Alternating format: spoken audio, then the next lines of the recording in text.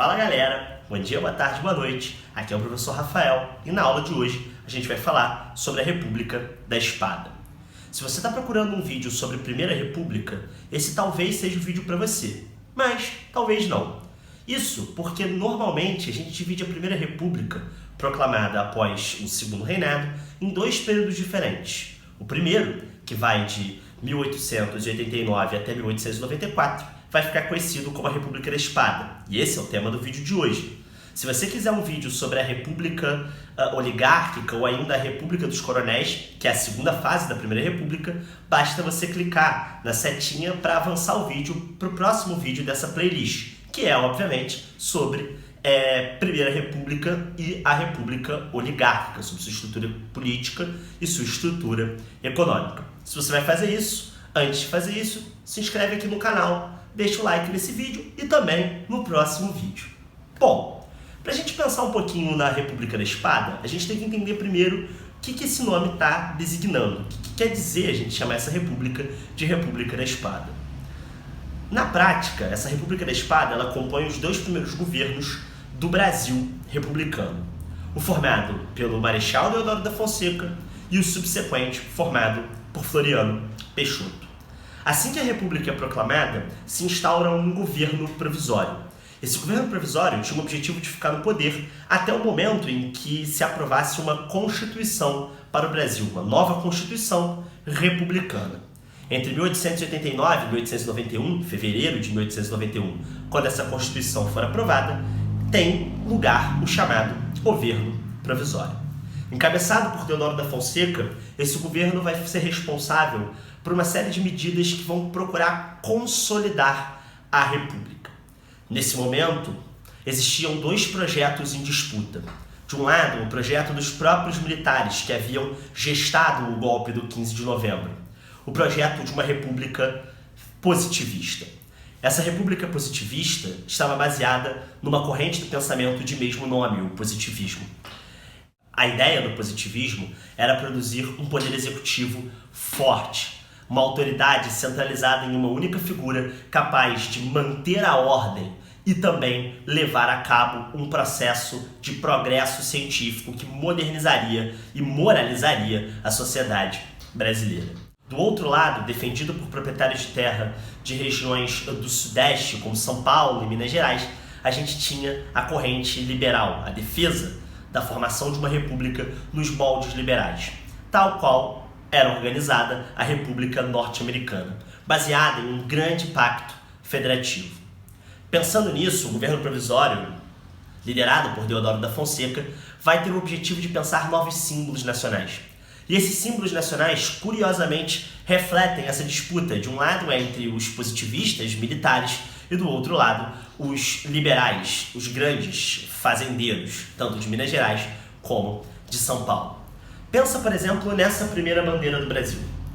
Essa primeira bandeira do Brasil, que ficou em vigor de 15 a 19 de novembro, uma bandeira provisória para substituir a antiga bandeira imperial, lembra muito a bandeira de um outro país. Essa bandeira desse outro país faz referência, obviamente, à noção do pacto federativo. Cada estrela nessa bandeira representaria uma província. Essa bandeira, como vocês bem sabem, não vigorou no Brasil. Ela foi substituída, depois de 19 de novembro, por uma outra.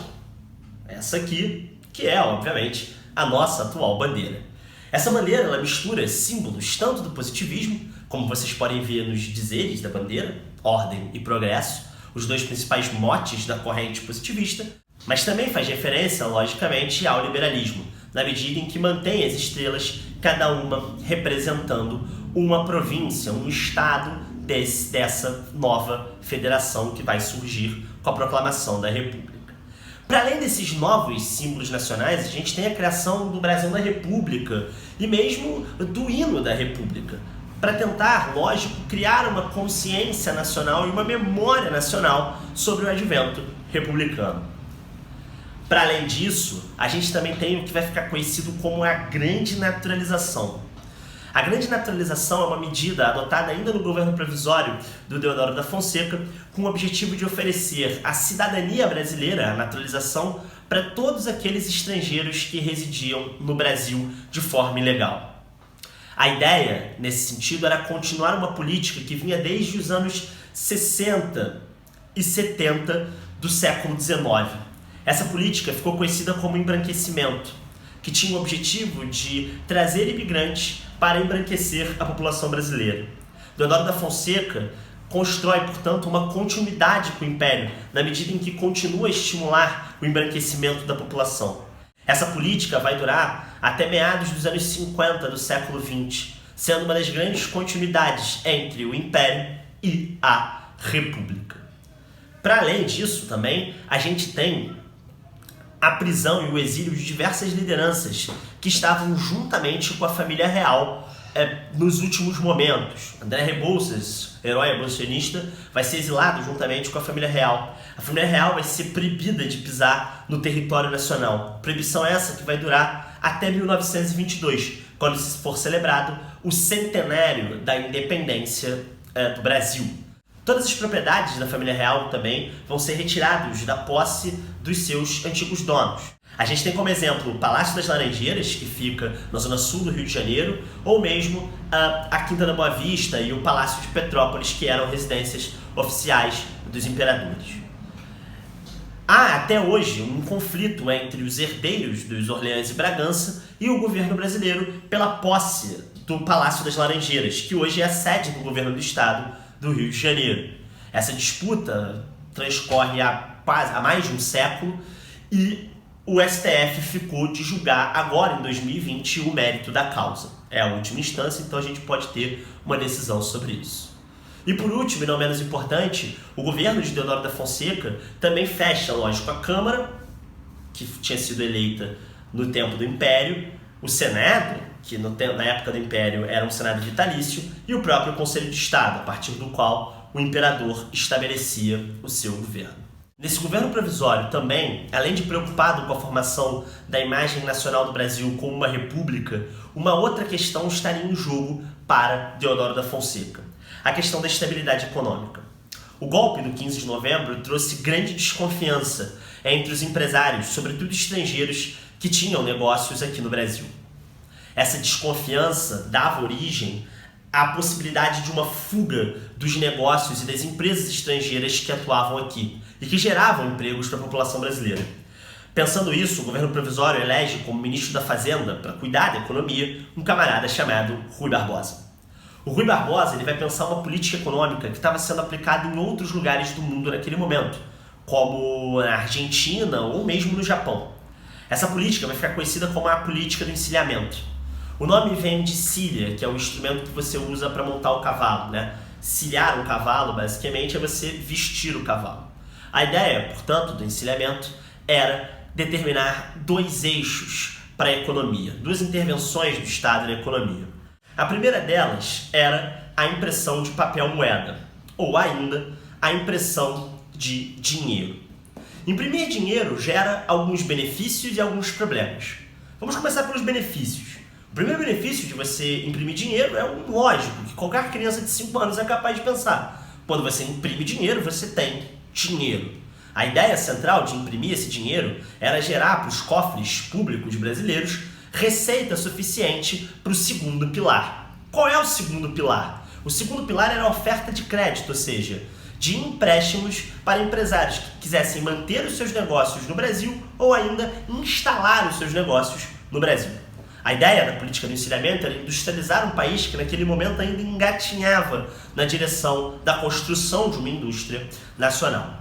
Só que, como eu falei para vocês, se imprimir dinheiro traz uma série de benefícios, isso também traz uma série de malefícios do ponto de vista econômico. O problema é que em economia o dinheiro ele é uma nota promissória. O que significa uma nota promissória? Quem jogou o jogo da vida sabe. Quando você tem uma nota de 20 reais, 30 reais ou de 30 reais você não tem porque não existe nota de 30 reais. Mas uma nota de 50 reais, você sabe que o governo tem uma dívida com você. Você tem uma nota que te equivale em poder de compra 50 reais. Essa nota que você tem, ela possui um lastro. O que é um lastro? O lastro é todas as possibilidades que o governo tem de pagar aquela dívida que ele tem com você. Então, se o governo tem ouro, se o governo tem royalties de petróleo, se o governo tem prédios públicos, se o governo tem diamantes, tudo isso é o lastro que a moeda nacional possui. Qual é o problema disso? Naquela época o Brasil não possuía lastro nenhum. Então, qual é a consequência que isso gera? Quando você imprime moeda sem lastro, você tem um processo que a gente chama de inflação. O dinheiro rapidamente se desvaloriza e, obviamente, os preços partem numa grande disparada, fazendo com que os salários se tornem, logicamente, salários muito pequenos, no que a gente chama de valor de compra. Ou seja, o seu salário ele não consegue comprar a mesma coisa que ele conseguia comprar no mês anterior. E isso afeta gravemente a população.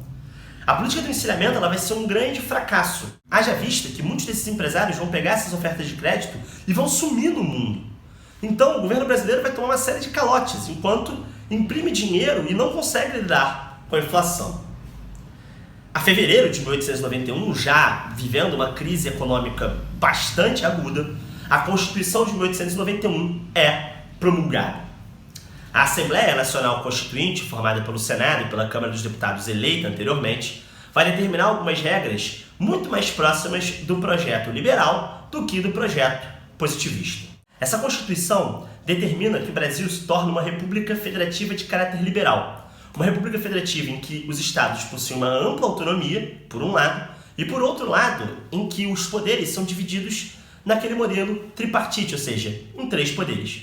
Esses 3 poderes são o executivo, que se organiza na esfera federal, estadual e municipal, o poder judiciário, que também se organiza na esfera federal, estadual e municipal, e o poder legislativo, que também se organiza na esfera federal, estadual e municipal.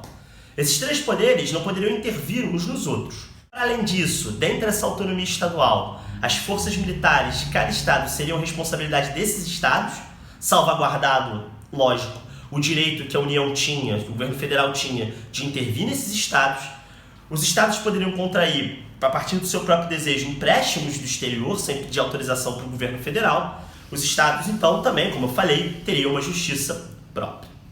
A partir disso, o Brasil se organiza, portanto, como um regime com separação de poderes. Entretanto, um regime presidencialista, ou seja, em que o presidente seria eleito para um mandato de 4 anos.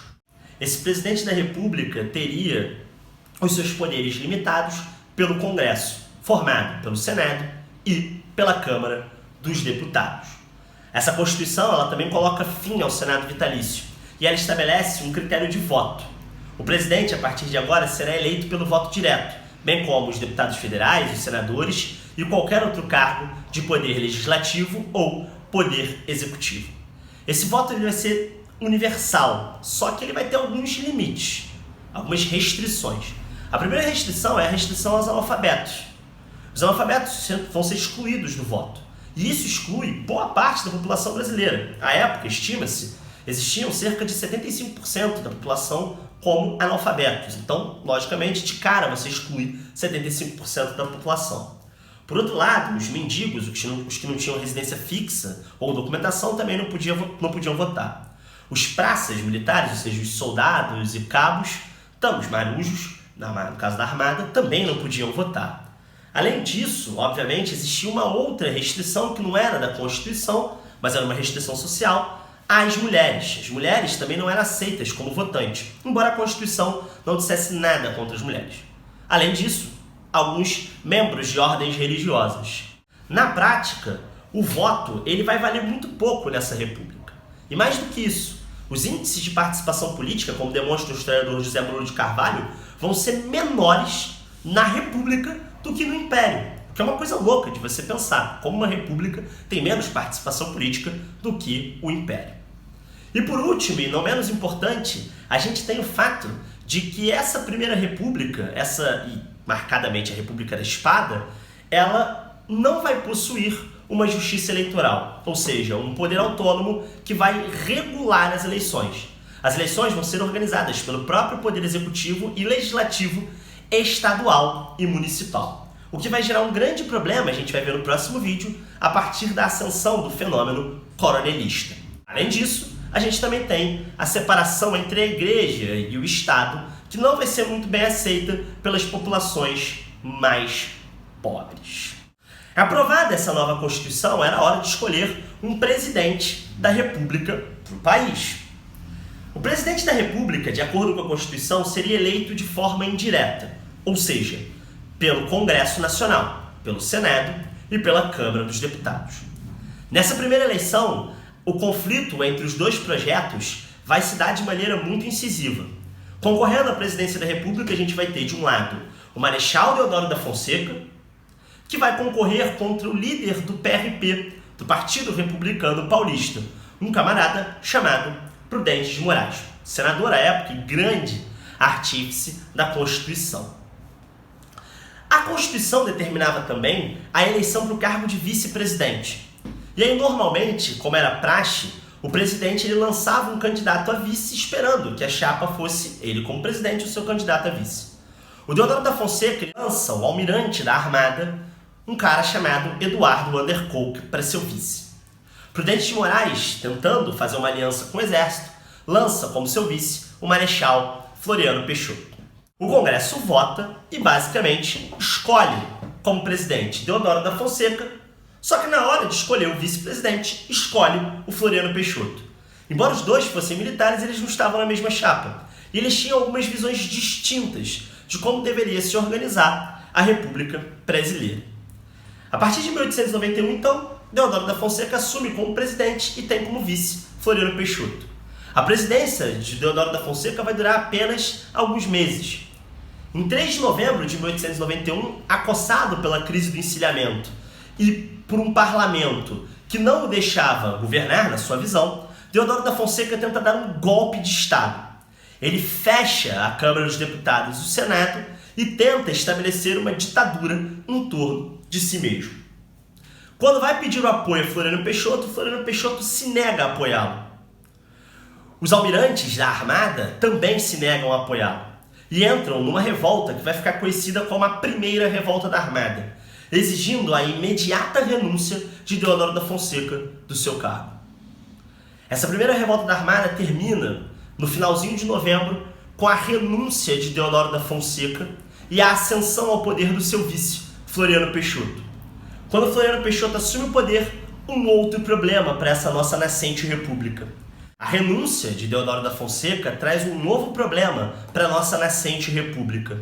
De acordo com a Constituição e a lei eleitoral do país, se um candidato renunciasse ou morresse antes de 2 anos da sua eleição, o seu vice deveria convocar novas eleições.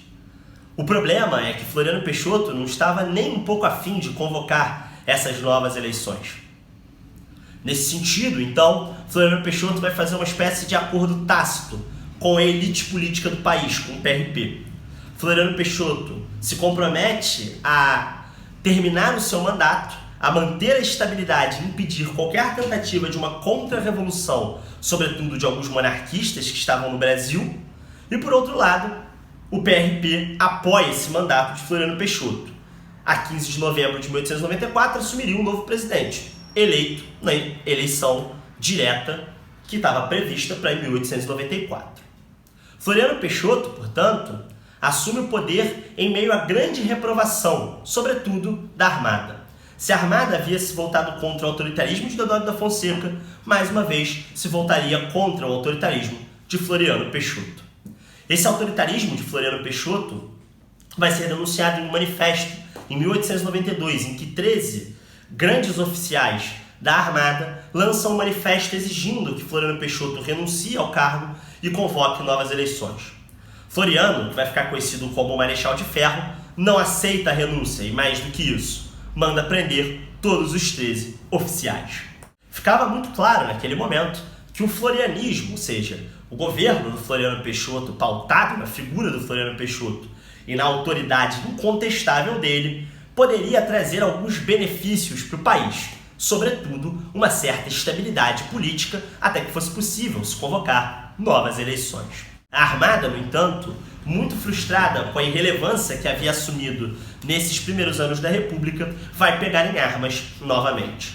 Em 1893, os almirantes Saldanha da Gama e Custódio de Melo, além do Eduardo Van der Kolk, derrotado nas eleições presidenciais, vão pegar em armas e vão tentar se revoltar mais uma vez no que vai ficar conhecido como a Segunda Revolta da Armada, novamente exigindo novas eleições. Dessa vez, o conflito será sangrento. Na Baía de Guanabara, o conflito nas margens de Niterói terminará numa sanguinolenta batalha. A tal ponto que o então governador do estado do Rio de Janeiro na época, cuja capital ficava em Niterói, vai transferir a capital para Petrópolis, de onde só volta em 1903. Tamanha foi o peso da revolta da Armada. Para encarar a Armada de frente, Deodoro da Fonseca vai contar com o apoio dos Estados Unidos, sobretudo de uma esquadra americana, já vista que o exército não tinha navios, que vai ficar conhecida como a Esquadra Flint. O apoio dos Estados Unidos vai ser decisivo para que o Brasil derrote aqui no Rio de Janeiro, capital da República, esses amotinados. Eles fogem e vão para o Rio Grande do Sul. No Rio Grande do Sul, região fronteiriça dessa nova República Brasileira, uma outra revolta tomava conta daquele território, a chamada Revolução Federalista. A Revolução Federalista, juntamente com a Revolta da Armada, são os dois grandes desafios que Floriano Peixoto vai enfrentar no seu mandato. A Revolução Federalista foi liderada por um camarada chamado Gaspar Silveira Martins. O Gaspar Silveira Martins era um grande proprietário de terras do Rio Grande do Sul e que estava muito desagradado com a liderança de um outro grande proprietário de terras e também militar, um cara chamado Júlio Castilhos. Quando a Constituição de 1891 foi aprovada, todos os estados tiveram, porque o Brasil se tornou uma república federativa, que votar as suas próprias constituições. No Rio Grande do Sul, o grupo político de Júlio Castilhos conseguiu fazer valer aquilo que os militares não conseguiram fazer na Constituinte de 1891. Ou seja, a Constituição do Rio Grande do Sul se tornou uma Constituição extremamente positivista, com um poder executivo incrivelmente forte. Nessa eleição, terminou vencendo o próprio Júlio Castilhos. O Castilhos, então, eleito em 1891, vai assumir o poder com mão de ferro no Rio Grande do Sul. O problema é que quando Deodoro da Fonseca tentou dar o golpe para se manter no poder, o Castilhos o apoiou. Os dois eram extremamente positivistas e extremamente autoritários. Castilhos termina, tal qual Deodoro, derrubado. Naquele momento, o chamado Partido Federalista do Rio Grande do Sul assume o governo. Em 1893, o Júlio Castilhos, não aceitando essa derrota, vai convocar um pleito e vai formar um governo paralelo dentro do estado do Rio Grande do Sul. Nesse momento, o Partido Federalista Rio-Grandense não vai aceitar essa eleição. Começa uma sanguinolenta guerra civil no Rio Grande do Sul entre os partidários do Gaspar Silveira Martins e os partidários do Júlio de Castilhos. Essa guerra civil, como eu disse, vai ficar conhecida como a Revolução Federalista.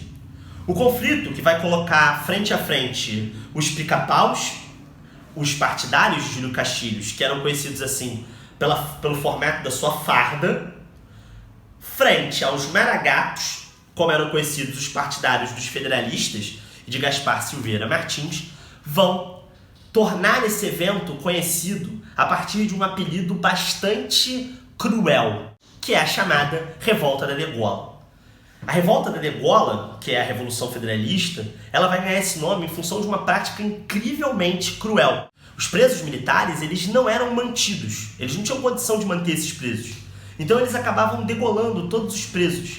E muitas vezes o exército vencedor fazia uma prática que era a corrida dos degolados. Ou seja, eles prendiam dois sujeitos, desesperados pela sua vida, degolavam essas pessoas e viam qual corpo chegava mais longe. E normalmente faziam apostas para ver qual corpo seria o vencedor dessa corrida. O conflito vai sofrer uma pesada intervenção do poder federal. Observando isso, Floriano Peixoto vai ser obrigado a manter a ordem no Rio Grande do Sul. Não era possível uma guerra civil em pleno território nacional. Isso poderia representar, inclusive, um exemplo negativo para as outras províncias. O problema era que Floriano Peixoto e Júlio Castilhos eram muito amigos. Eles haviam servido juntos na Guerra do Paraguai. E Castilhos convence Floriano Peixoto de que os federalistas, na verdade, eram incríveis monarquistas. Fazia sentido a teoria, já vista que o próprio Gaspar Silveira Martins havia sido preso e havia sido exilado na Europa quando da proclamação da República. A intervenção do governo federal será incrivelmente brutal, tanto contra os amotinados da Armada que foram apoiar os rio-grandenses federalistas como contra os próprios federalistas. Em 1894, a situação estava praticamente resolvida. Os amotinados da Armada derrotados e os federalistas também derrotados. Naquele momento, ficava claro que Floriano Peixoto cumprira sua promessa com os dirigentes do PRP e com o Congresso Nacional. Floriano Peixoto entregava um país em ordem, muito embora um país com muitos problemas econômicos, como a gente vai ver no próximo vídeo. Esses instrumentos de repressão e, sobretudo, o fato de que Floriano Peixoto precisou governar por muito tempo em estado de sítio, fizeram valer o seu codinome, o seu apelido na imprensa da época. Floriano Peixoto ficou conhecido como o Marechal de Ferro. A República da Espada chega ao fim homenageando Floriano Peixoto. A terra do desterro, que era a ilha que ficava no litoral de Santa Catarina, vai ganhar o nome de Florianópolis, em função do triunfo das forças do governo contra os revoltosos da Armada. Por outro lado, essa homenagem não vai render aos militares um novo triunfo na eleição. Em 1894, é eleito como presidente Prudente de Moraes, membro do PRP. Chega ao fim a República da Espada, uma república de transição entre o Império e a República. A partir desse momento, os grandes proprietários de terra vão poder cumprir o seu desejo mais profundo, que era assumir o poder sem nenhum tipo de intervenção federal. Essa foi a nossa aula sobre a República da Espada. Eu espero que vocês tenham gostado. Se vocês gostaram, não se esquece de se inscrever no canal, ativar o sininho e compartilhar com os coleguinhas, beleza? Um abraço para todo mundo e até a próxima.